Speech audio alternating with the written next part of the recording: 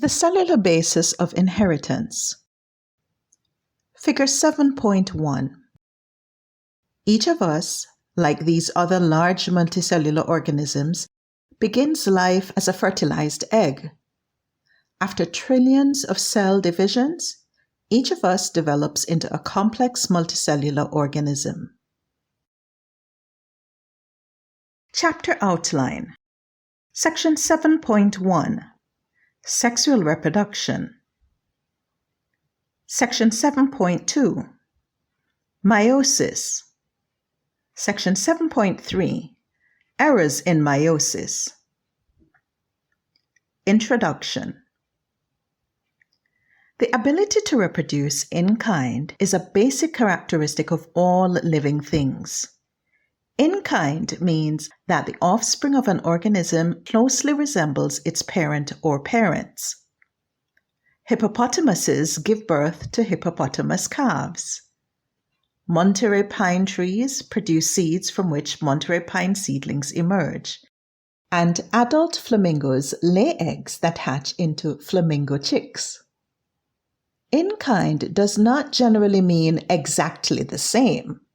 While many single-celled organisms and a few multicellular organisms can produce genetically identical clones of themselves through mitotic cell division, many single-celled organisms and most multicellular organisms reproduce regularly using another method. Sexual reproduction is the production by parents of haploid cells and the fusion of a haploid cell from each parent to form a single, unique diploid cell. In multicellular organisms, the new diploid cell will then undergo mitotic cell divisions to develop into an adult organism. A type of cell division called meiosis leads to the haploid cells that are part of the sexual reproductive cycle. Sexual reproduction, specifically meiosis and fertilization, introduces variation into offspring that may account for the evolutionary success of sexual reproduction. The vast majority of eukaryotic organisms can or must employ some form of meiosis and fertilization to reproduce.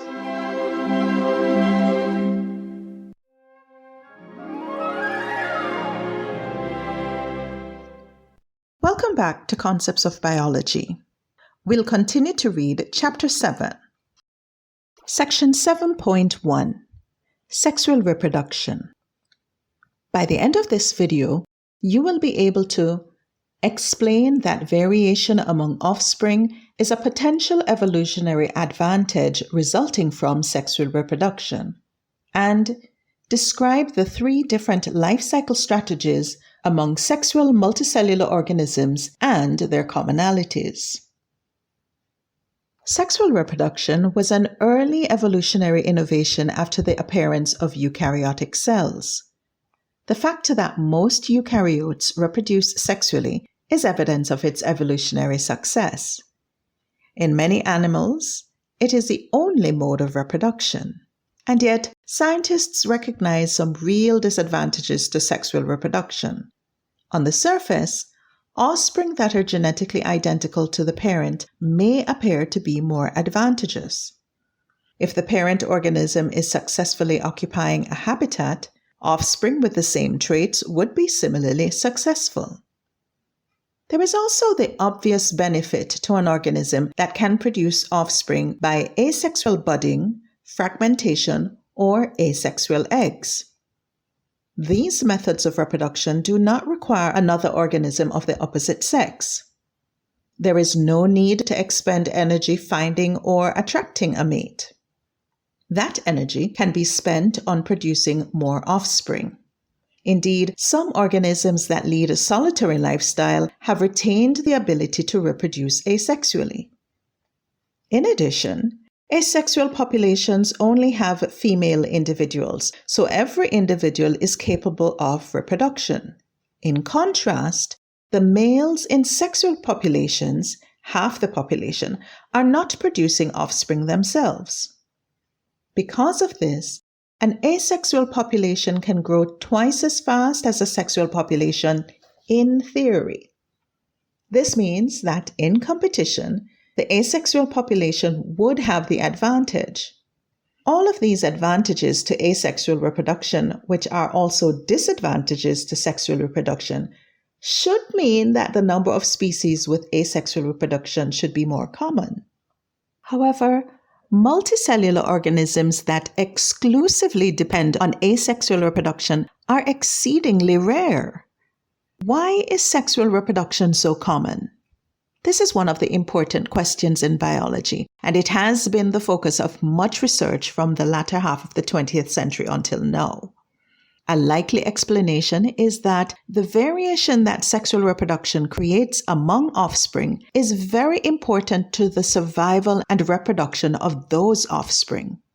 The only source of variation in asexual organisms is mutation. This is the ultimate source of variation in sexual organisms. In addition, those different mutations are continually reshuffled from one generation to the next when different parents combine their unique genomes and the genes are mixed into different combinations by the process of meiosis. Meiosis is the division of the contents of the nucleus that divides the chromosomes among gametes. Variation is introduced during meiosis as well as when the gametes combine in fertilization.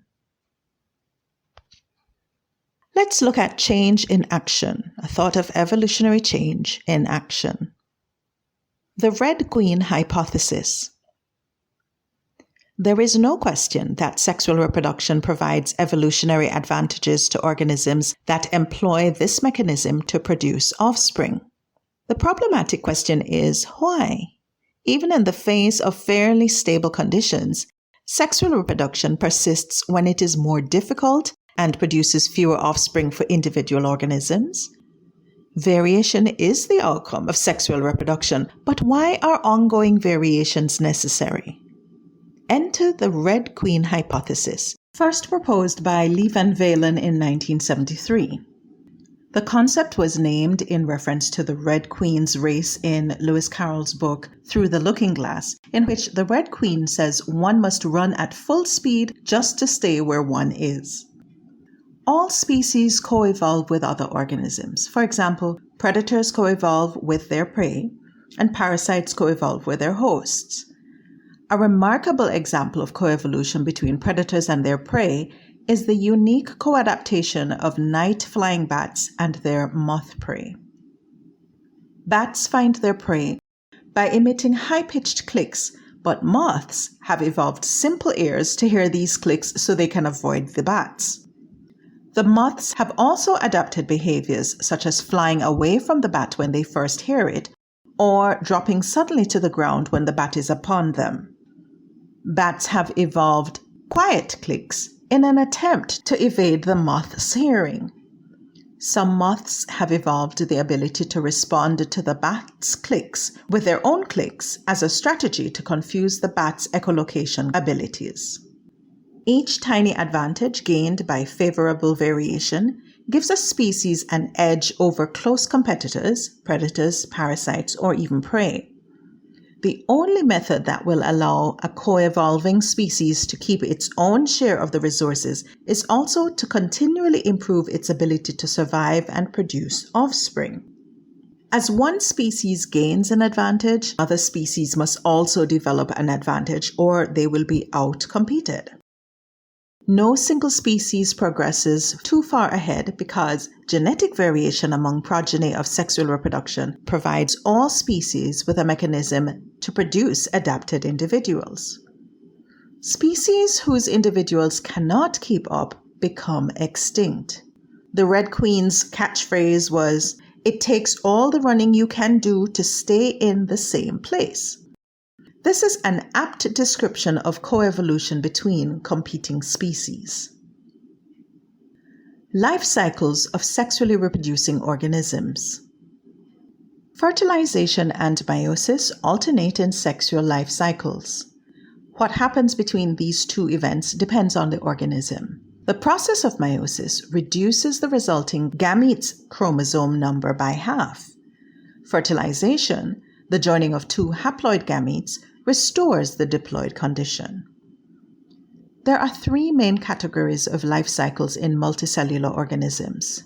Diploid dominant, in which the multicellular diploid stage is the most obvious life stage, and there is no multicellular haploid stage, as with most animals including humans.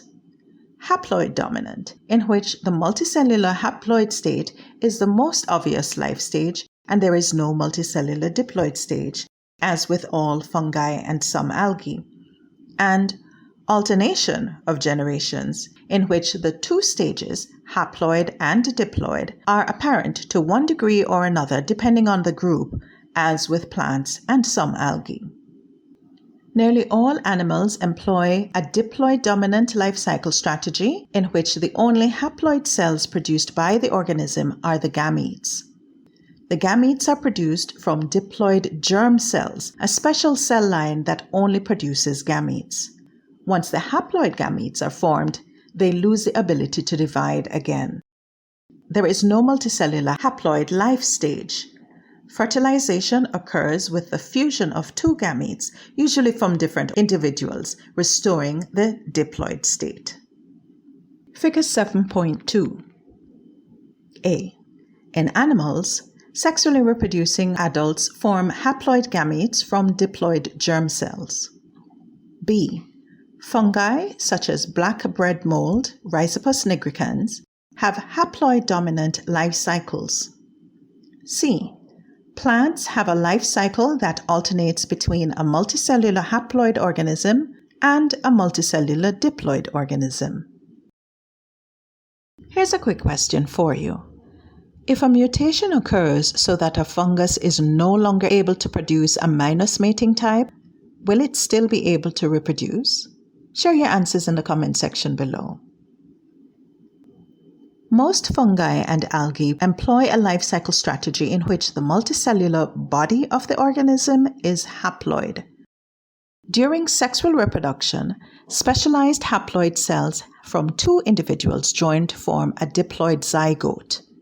The zygote immediately undergoes meiosis to form 4 haploid cells called spores.